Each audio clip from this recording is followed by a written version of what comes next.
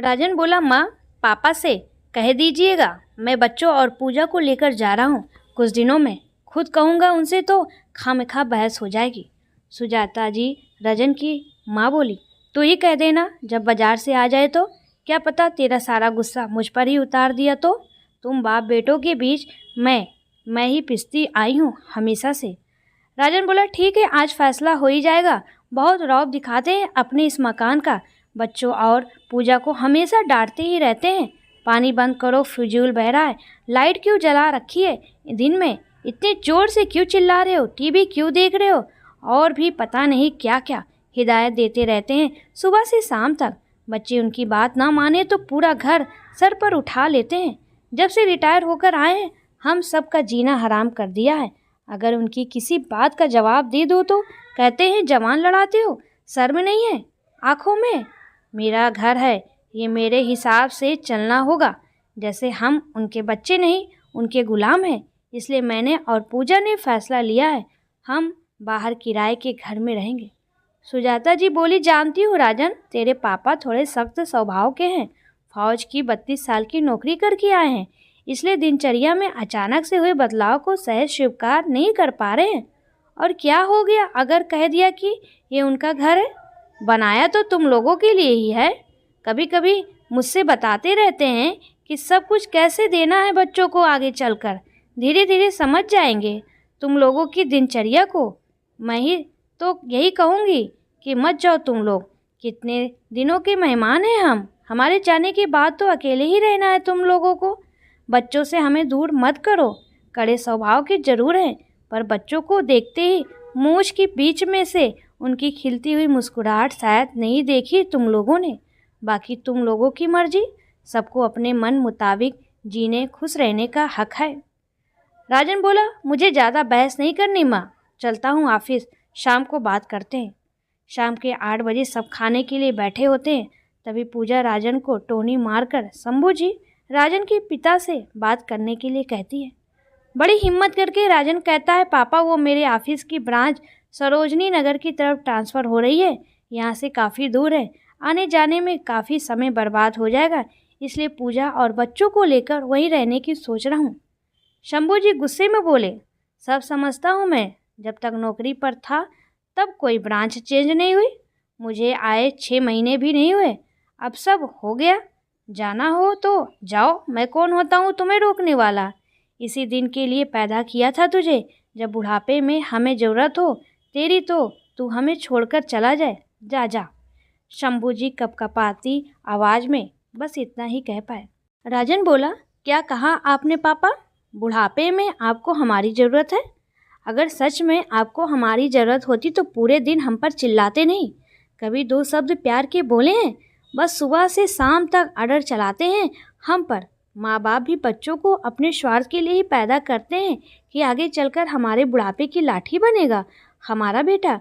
कोई भी रिश्ता दुनिया में निस्वार्थ नहीं है, सबका एक दूसरे से मतलब सिद्ध होता है, इसलिए ही सब एक दूसरे से जुड़े हैं।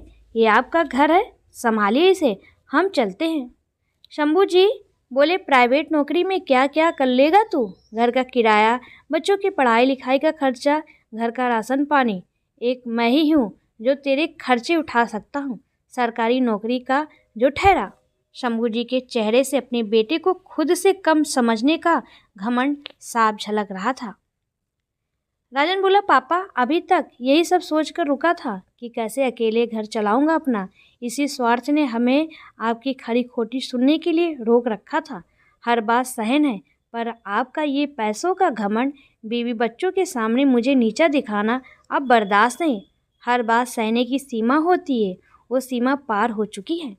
जानता हूँ मैं कुछ गलत आदतों में पड़ गया था, पढ़ाई में इतना ध्यान नहीं दिया मैंने। इसका मतलब ये नहीं कि मैं नकारा हूँ। मेरे बीवी बच्चे हैं, इनकी तरफ पूरी तरह समर्पित हूँ। आपको तो इस बात से खुश होना चाहिए, पर आपका घमंड हमें तोड़ कर रख रहा है। 1 हफ्ते में हम चले जाएंगे, तब तक शांति बनाए रखिएगा। शंभू जी कुछ नहीं कह पाए। आज उन्हें भी अपने बेटे को खोने का डर लग रहा था।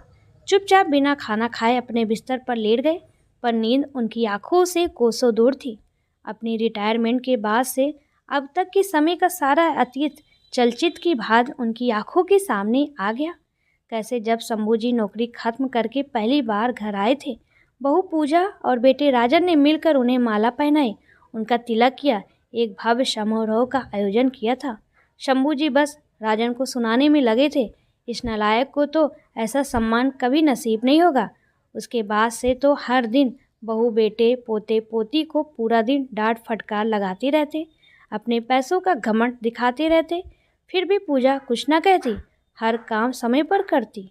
4 बजे की चाय, खाना पीना, शंभू जी सुजाता जी की दवाई, बच्चों की देखभाल, चक्कर घिन्नी सी घूम जाती, पर जी पापा जी जीप करती रहती।